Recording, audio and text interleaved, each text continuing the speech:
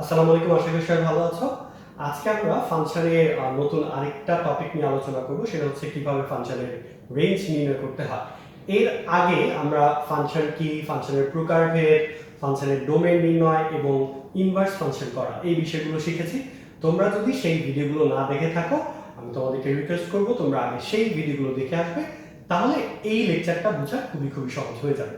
তাহলে চলো আমরা শুরু করি। আমাদের আজকের টপিক হচ্ছে রেঞ্জ নির্ণয় করা।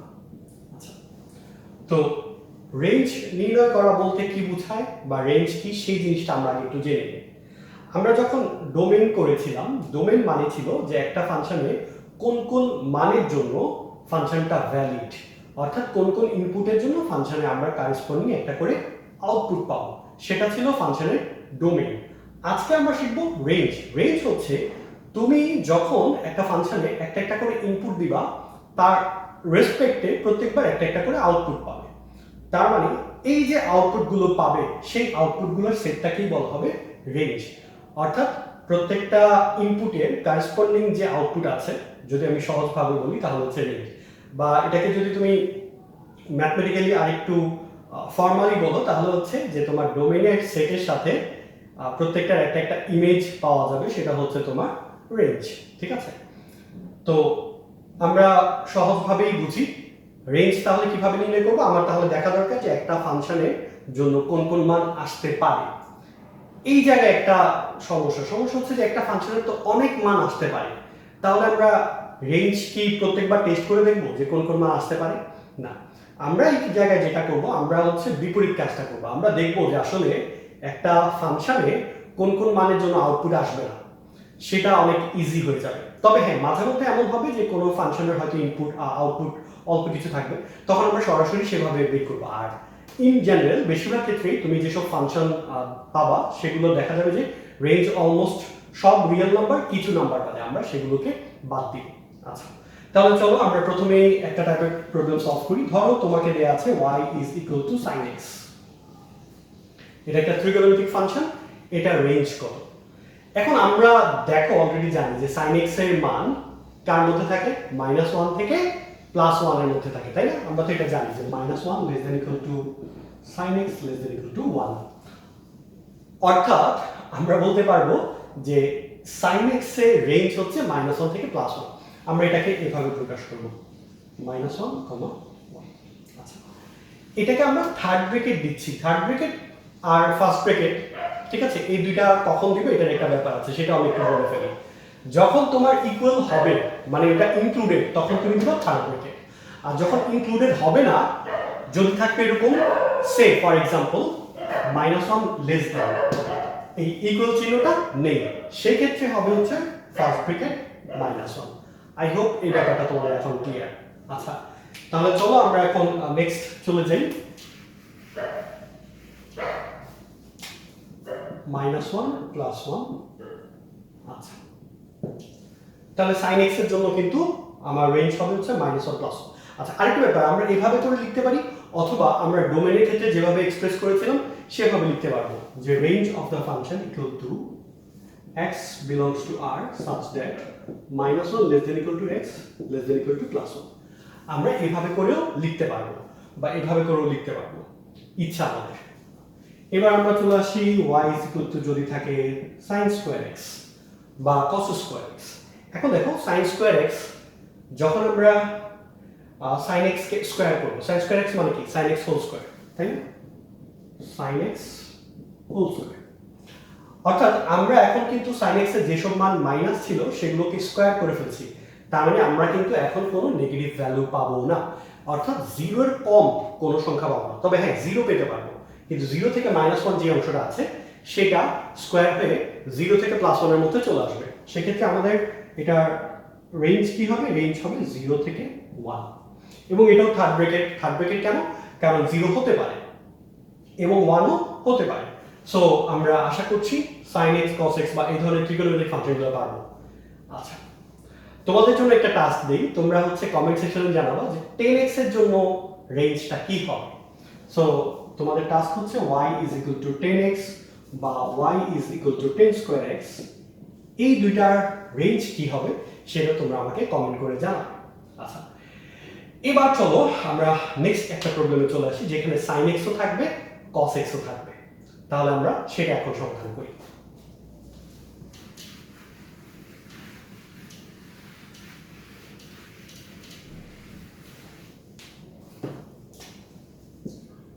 আমরা একটা প্রবলেম সলভ করব যেখানে sin x থাকবে cos x থাকবে।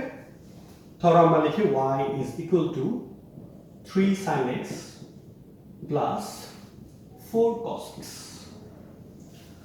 আমরা এই প্রবলেমটা সলভ করতে চাই।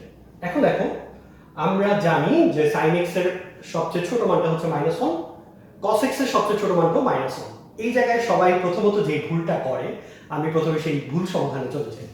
ভুল সমাধানটা হচ্ছে sin x এর সবচেয়ে ছোট মান -1 এখানে বসাও, cos x এর সবচেয়ে ছোট মান -1 বসাও, তাহলে তুমি পাচ্ছ -3 -4, তাহলে -7।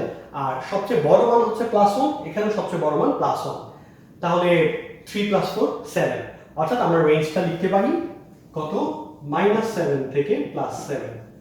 But this is wrong. ভুলটা কোন জায়গায়, একটা সূক্ষ্ম ভুল। সেটা হচ্ছে দেখো, sin x এর মান যখন -1, x এর যে ভ্যালুর জন্য, x এর সেই ভ্যালুর জন্য কি cos x এর মান -1? না। দেখো, sin x এর মান কখন 1, মানে ম্যাক্সিমামটা যদি চিন্তা করি, x এর মান 90 ডিগ্রি হলে, তাহলে x যদি 90 হয় sin x এর মান 1, কিন্তু x 90 হলে cos x এর মান কি 1? নো, cos x এর মান তখন 0। তার মানে আমরা একই সময়ে sin x এর মান যা, cos x এর মান তা পাচ্ছি না। কিছু কিছু ক্ষেত্রে পাচ্ছি, যেমন 45 ডিগ্রির জন্য পাচ্ছি, কিন্তু মিনিমাম আর ম্যাক্সিমাম ভ্যালুটার জন্য কিন্তু সবসময় সেম পাচ্ছি না। তাহলে এভাবে করে করলে তুমি কি পাবা? ভুল অ্যান্সার পাবা। তাহলে সঠিক সমাধানটা কি? সঠিক সমাধান হচ্ছে তুমি এই দুইটা ডিফারেন্ট ফাংশনের রেসপেক্টে করতে পারো না। তুমি দুইটাকেই একই টার্মে নিয়ে যেতে হবে। হয় তুমি দুইটাকেই সাইনে কনভার্ট করো, অথবা দুইটাকেই কসে কনভার্ট করো, তখন আর কোনো সমস্যা নেই। তাহলে চলো আমরা এটাকে সমাধান করি এখন। সো আমরা এটাকে কি লিখতে পারবো? সমান, একটা কাজ করব আমরা, দেখো sin x আর cos x, ঠিক আছে? সো একটাকে ধরো 3, একটাকে ধরো 4, ঠিক আছে? কারণ তুমি যদি এখানে 3 ধরো, এখানে যদি 4 ধরো, তাহলে এখানে পাবা হচ্ছে 5। ওকে, এখন আমরা এখান থেকে কি বলতে পারি? sin থিটা সমান কি? sin থিটা হচ্ছে যে লম্ব বাই অতিভুজ, তাই না? আমরা মানে বাংলা এভাবে শিখেছি, লম্ব বাই অতিভুজ। যদি এটা লম্ব বাই অতিভুজ না, এটা হচ্ছে অপোজিট বাই হাইপোটেনিউজ হওয়ার কথা আর কি। লম্বটাকে আমরা অপোজিট বলি। এটা একটু মানে ত্রিকোণমিতিতে আমি সেটা আলাদা করে আলোচনা করেছি, সেই জিনিসটা একটু দেখে আসবা। বাট তোমরা সবাই লম্ব বা পারপেন্ডিকুলার বাই হাইপোটেনিউজ বলে অভ্যস্ত, এই জন্য আমি পারপেন্ডিকুলার বলছি। বাট অ্যাকচুয়াল কনসেপ্টটা হচ্ছে opposite by hypotenuse. So opposite হচ্ছে 4, তাহলে এটা হচ্ছে 4 ডিভাইডেড বাই 5, আর cos থিটা কি হবে? 3/5। ওকে, এখন আমরা তাহলে এটাকে কনভার্ট করি। সো আমার এখানে আছে 3/5, তাহলে এখানে পাবো হচ্ছে cos থিটা। ওকে, আর 4/5 কে পাবো হচ্ছে আমরা sin থিটা। ওকে, ফাইন। এখন আমরা একটা কাজ করি, আমার আছে 3, বাট আমার দরকার হচ্ছে 3/5। তাহলে আমি কি করতে পারি? 5 কমন নিয়ে 3/5 লিখতে পারি, sin x, sorry, plus 5 common নিয়ে 4/5 লিখে করতে পারি cos x। এখন আমি 5 একবারে কমন নিয়ে নিলাম দুটো থেকেই। 3/5 এর জায়গায় আমি কি লিখতে পারবো? cos theta. তাহলে cos theta sin x plus এই 4/5 এর জায়গায় কি লিখতে পারবো? sin theta, sin theta cos x। 5 common আছে, তাহলে cos a cos b plus sin a sin b, অর্থাৎ এটাকে আমরা বলতে পারবো sin a প্লাস b। আমরা ত্রিকোণমিতির ফর্মুলা জানি, এটা হচ্ছে sin a plus b। So sin a plus b, তুমি a প্লাস b মানে হচ্ছে থিটা প্লাস x বা x প্লাস থিটা, যেটা লিখো, কোনো সমস্যা নেই। এখন দেখো, এই যে পুরোটা আমার সাইনে কনভার্ট হয়ে গেল। এখন sin থিটার ম্যাক্সিমাম ভ্যালু কত? +1, এবং sin থিটার মিনিমাম ভ্যালু -1। তাহলে এটার ম্যাক্সিমামে বসাবো হচ্ছে +1, আর মিনিমামে বসাবো হচ্ছে -1। তাহলে এই পুরো ফাংশনটার মিনিমাম ভ্যালু হচ্ছে 5 × -1 -5, আর ম্যাক্সিমাম ভ্যালু হচ্ছে 5 × +1, দ্যাট ইজ +5। তাহলে আমরা রেঞ্জটা পাবো -5 থেকে +5 পর্যন্ত। So this is the answer. ঠিক আছে, আশা করি তোমরা এই ধরনের প্রবলেম সলভ করতে পারবা। এখন আমি তোমাদের জন্য আরেকটা প্রবলেম দিব এক্স্যাক্টলি এই রকমের, জাস্ট আমি ডিজিটগুলো একটু চেঞ্জ করে দেবো। এবং তোমরা যে কাজটা করবে, প্রথমে কোশ্চেনটা দেখে নিজে নিজে সলভ করার চেষ্টা করবে, মানে আমার সলিউশনটা দেখা ছাড়া। তারপরে তোমরা আমার সাথে সলিউশনটা মিলে নেবে। চলো,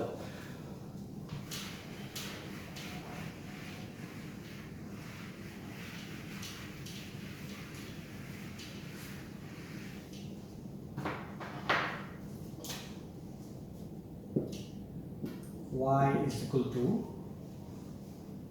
5 sin x plus 12 cos x plus এখানে একটা নাম্বার দিয়ে দিই কনস্ট্যান্ট, ধরো 2021, মানে আমি যে মুহূর্তে ভিডিওটা করছি এটা হচ্ছে 2021 সাল, সাথে 2021 দিয়ে দিলাম। ওকে, চলো তাহলে এটা কিভাবে সলভ করতে হয় দেখি কে কে করতে পারো। তোমরা প্রথমে ভিডিওটা পজ দিয়ে তারপর নিজে চেষ্টা করো সমাধান করার, এরপরে আমার সাথে মিলিয়ে নিবে। আই হোপ যে তোমরা চেষ্টা করেছো ভিডিওটা পজ রেখে, এবং আমার বিশ্বাস যে সবাই পারবা। তাহলে কি করতে হবে, আমার এই জায়গায় 5টা কমন নিয়ে হবে 5/13 কেন, একটা রাইট অ্যাঙ্গেল ট্রায়াঙ্গেলে বেস আর পারপেন্ডিকুলার যদি 5 আর 12 হয় তাহলে হাইপোটেনিউজ আসবে 13।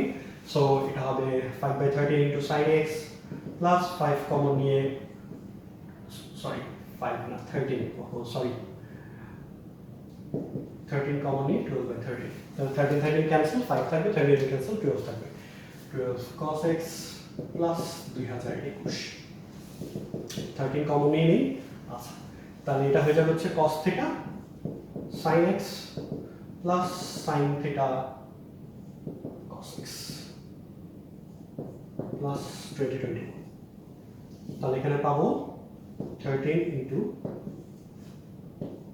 sin theta plus x plus 2021। আচ্ছা, আমি এই জিনিসটা একটু দেখিয়ে দিই, তোমাদের অনেকের কনফিউশন থাকতে পারে। আচ্ছা, সো এই জায়গায় দিই আমরা 5, এই জায়গায় দিই 12, এই জায়গায় পাবো 30। তাহলে sin থিটা সমান কি 12/13, দেখো 12/13 এর জায়গায় sin থিটা, আর cos থিটা কি 5/13। ওকে, তাহলে তোমরা যে কাজটা করবা, যে দুইটা থাকবে। আচ্ছা, আরেকটা জিনিস বলে রাখি, sin থিটার সাথে যেটা পাবা, তুমি যদি অপোজিটটাও করো কোনো সমস্যা নেই, ঠিক আছে। তুমি যদি এখানে 5 দাও এখানে 12 দাও তাও কোনো সমস্যা নেই। সেক্ষেত্রে কি আসবে, তখন আসবে তোমার cos a cos b plus sin a sin b, তখন আসবে cos a minus b, এবং সেটাও সেম রেজাল্টই আসবে -1, ম্যাক্সিমাম ভ্যালু হচ্ছে +1, মিনিমাম ভ্যালু -1। এখন আমরা sin a পাচ্ছি, তো তখন আমরা cos a পাবো, ঠিক আছে। সো কোনো সমস্যা নেই। আচ্ছা, তাহলে এখন এটার মিনিমাম ভ্যালু কত হবে, মিনিমাম ভ্যালু হচ্ছে এখান থেকে -1 পাবো, তাহলে মিনিমাম ভ্যালুটা হবে -13 প্লাস হচ্ছে 2021, আর ম্যাক্সিমাম ভ্যালু হবে 13 প্লাস 2021। তাহলে আমরা 2021 থেকে 13 যদি বিয়োগ দিই তাহলে পাচ্ছি হচ্ছে 2008, আর এখানে হচ্ছে 2034। So this is the answer. আশা করছি এই ধরনের প্রবলেম তোমরা সলভ করতে পারবে। এখন আমি তোমাদেরকে একটা শর্টকাট ট্রিক শিখিয়ে দিই। অ্যাজ ইউজুয়াল আমি তোমাদেরকে শর্ট ট্রিক শিখাই প্রত্যেকটা টপিকের মধ্যে। তোমাদের যে জিনিসটা হচ্ছে অনেক অনেক কাজে দিবে যখন তোমরা বিশেষ করে শর্ট কোশ্চেন বা হচ্ছে মাল্টিপল চয়েস কোশ্চেন্স অ্যান্সার করবা, ঠিক আছে। যখন কম সময়ে তোমার অ্যান্সার করতে হবে তখন হচ্ছে এই ট্রিকগুলো কাজে লাগবে। বাট অফকোর্স শর্ট ট্রিক দিয়ে কিন্তু তুমি বেশি দিন চলতে পারবে না, তোমাকে অবশ্যই ডিটেলসটা বুঝতে হবে, তারপরে হচ্ছে শর্ট ট্রিক অ্যাপ্লাই করতে হবে। আর শর্ট ট্রিক বলতে আসলে শর্ট ট্রিক তো এক্সিস্ট করে না, শর্ট ট্রিকটা করার জন্য আসলে আমরা পুরো ম্যাথটা করে নিই, ফাইনাল অ্যান্সারটাকে মনে রাখি, যেটাকে আমরা শর্ট ট্রিক বলি। যেমন ধরো তোমার এখানে আছে 5 আর 12, তাহলে আমি একটাকে দিব এ, একটাকে দিব বি, আর এই সংখ্যাটাকে দিব সি। যদি এমন থাকে সেক্ষেত্রে অ্যান্সারটা কি হবে, চলো আমরা এখন সেটা দেখব।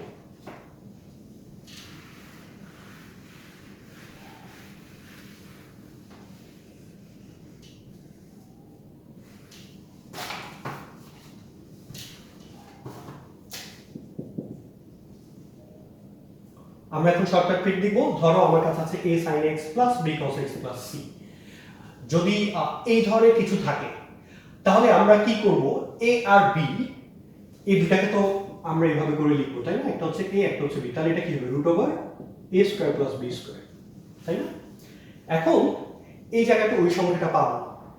আচ্ছা, আলটিমেটলি তোমরা যদি খেয়াল করে থাকো যে আগের প্রবলেমটাতে আমরা যখন 5, 3, 4 নিয়েছিলাম বা হচ্ছে 5 আর 12 নিয়েছিলাম, তখন এরকম ছিল 5 sin x plus 12 cos x plus হচ্ছে 2021 এবং এটাকে আলটিমেটলি সলভ করে 5 আর 12 এর জন্য আমরা কি করেছি, এই যে 5 আর 12 এর জন্য আমরা যে 13 পেয়েছিলাম, 5 আর 12 এখানে পেয়েছিলাম 13, তাহলে আমরা কি করেছিলাম 13 কমন নিয়ে 5 ডিভাইডেড বাই 13 লিখেছিলাম, আর এখানে 13 কমন নিয়ে 12 ডিভাইডেড বাই 13 লিখেছিলাম, এবং এই 13টা কিন্তু আলটিমেটলি কমন আসে। তাহলে এই 13টা আসলে কার কাছ থেকে আসছে, root over 5 square plus 12 square. তার মানে আমার এখানে কমন কি আসবে, কমনটা আসবে হচ্ছে root over a square plus b square, এই জিনিসটা কমন আসবে। এসে এই জায়গায় আমার sin x আসবে অথবা cos x আসবে, যার মিনিমাম ভ্যালু আসবে -1, ম্যাক্সিমাম ভ্যালু আসবে +1। তার মানে আমার মিনিমাম অ্যানসারটা কি হবে, এখান থেকে পাবো minus a square plus b square, তার সাথে একটা প্লাস c, আরেকটা হবে plus a square plus b square, তারপর হচ্ছে প্লাস c। সো এটা হবে অ্যানসার, এই জিনিসটা তোমরা লিখে রাখতে পারো। সো এতটুকু হচ্ছে তোমরা লিখে রাখো শর্ট ট্রিক হিসাবে। তাহলে বা তুমি চাইলে এটাকে 2D অ্যারেঞ্জ করে বলতে পারো যে c minus root over a square plus b square, আর এটা হচ্ছে c plus root over a square plus b square. So এটা হবে অ্যানসার। আশা করছি এতটুকু পর্যন্ত তোমরা বুঝতে পেরেছো। কারো যদি এই টপিক পর্যন্ত, রেঞ্জে এতটুকু পর্যন্ত যা বুঝালাম, যদি কারো কোনো সমস্যা থাকে তোমরা কমেন্ট সেকশনে অবশ্যই জানাবে। আচ্ছা, আমরা এখন নেক্সট টপিকে চলে যাই।